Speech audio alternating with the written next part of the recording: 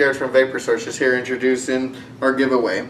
What you're going to win in this giveaway is you're going to get a black VS mod, you're going to get a Patriot, you're going to get a Sony 18650, some wires, some cotton, an Innovape charger, and from our premium e-liquid line, which is shattered, an e-liquid of your choosing. So I'm going to show you how to build the Patriot there, a quick little build, but before we get to that, let's go over our rules and regulations of what you need to enter. First, you got to be 18 or older. Second, you got to like our Facebook page, and if you've already done that, then all you got to do is just share one of our product ads with a friend. Third, go to vaporsourceecigs.com and write a review of, any experience that you've had in our stores, whether it's just great customer service, a bottle of e-liquid that you can't live without, or even if it's a product that you just had nothing but great luck with. Okay, so we got the Patriot taken apart, top cap off. Got the holes drilled to a 1/8 inch hole on both sides, just because it allows for better airflow, also makes the drag smoother. What you're going to need for this build is about 4 inches of 26 gauge wire, which I have right here. Some tweezers to get your wire as close as possible, because we are going to build a macro coil. Screwdriver, of course, Phillips for the Phillips heads. Some organic cotton, and we got the ohm reader as well, just to check out what it's going to be at. So first thing what we're going to do is we're going to take a piece of the 26 gauge wire, a 3/32 drill bit, and we're going to start to wrap our coils. With macro coils, you want to get the wraps as close as you possibly can to each other. If you don't get them exactly, doesn't matter, it's perfectly fine. Just because once we put on the RDA, we'll be able to heat it, and that's what the tweezers are going to be for, is to get them to go closer. What we're going to do is we're going to do about 5 wraps on this micro coil, and that should be perfectly fine. And as you can tell, once you take it off, they're not all identical, but we'll get to that. After you have that built, we're going to snip off these ends here just because it is a little long.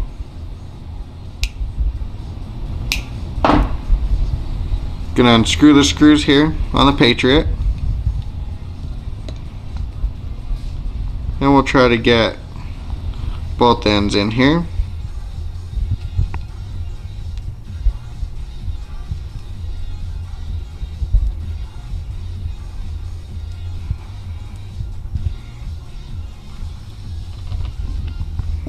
This isn't going as I planned. So we got the first coil in there. Now we're going to do the same thing with the second coil. I already got it all wrapped up. Just got to get it to fit in there with the other one.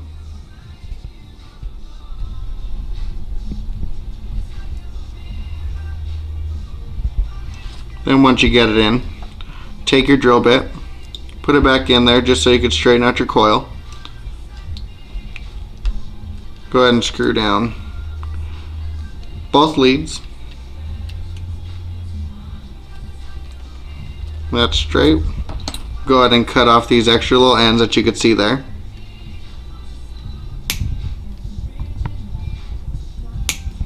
And then we'll also take the drill bit, put it back on the other side as well, and make sure that it's nice and straight.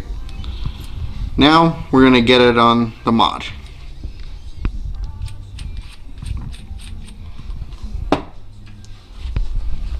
So we got the Patriot all built up. Now we're ready to get it on our mod, work out any spots. Of course, like I was telling you guys, we'll use the tweezers to get all the rest of the wires to touch completely. Here is a Vapor Source mod, which you're also going to be getting as well inside of your package that you will win. Also, what's going to be in there is a Sony VTC4 battery, which is a 30 amp battery. And let's just get this all put together here. The Vapor Source mod does have floating pins in it. So one is to adjust for battery rattle, which is your bottom here, and the other is to get your tank RDA to sit flush. Screw that on, make sure that one's nice and tight, and we'll screw this guy on here.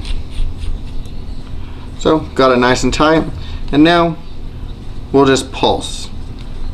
See the wires somewhat heat up evenly, but we want to get them closer. So squeeze. Squeeze a little more. That one looks like it's going good. And just like the other side, we're going to do the same exact thing until they both burn completely even.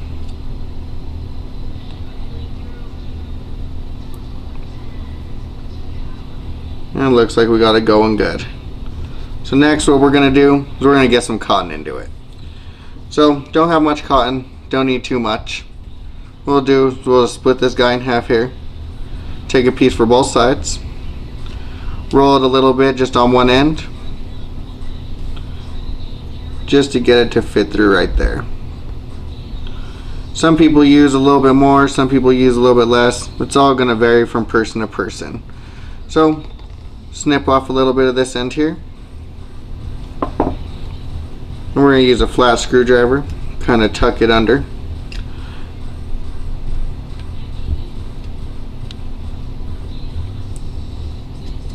And then with the rest of this as well, we're also going to tuck this. And it looks messy right now, but once we get some juice on it, it's going to look a lot better.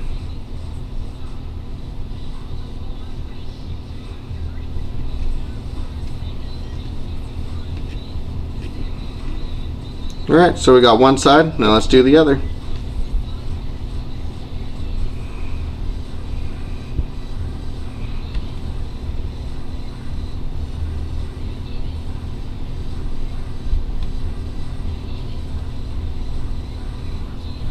Sometimes you'll end up with a little piece on the end that you just cannot get to go through, so you'll just have to fold that guy in and just work it through. So just like we did on the other side, we're going to snip off this piece here.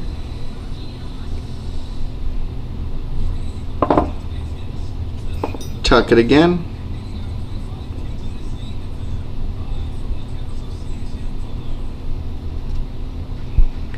And with this guy, we ended up with a little bit more cotton on the end than we did with the other, so we'll trim that off as well.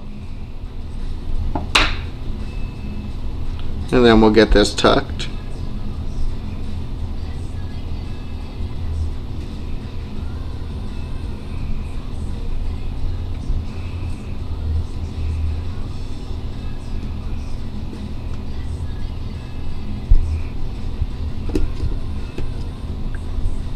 And then so we have everything tucked, both sides. Not completely even, don't have to be. Let's get some juice on here.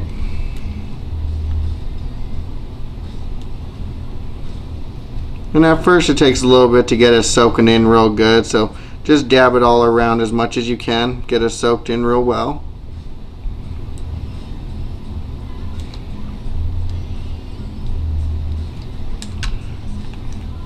And let's see how it fires. So that's simple build.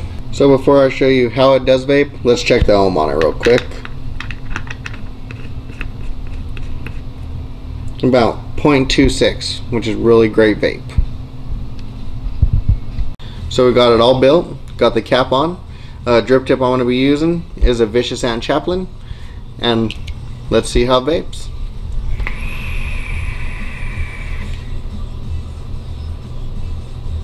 And it vapes great. Good luck on our giveaway, and I hope you're the one who wins.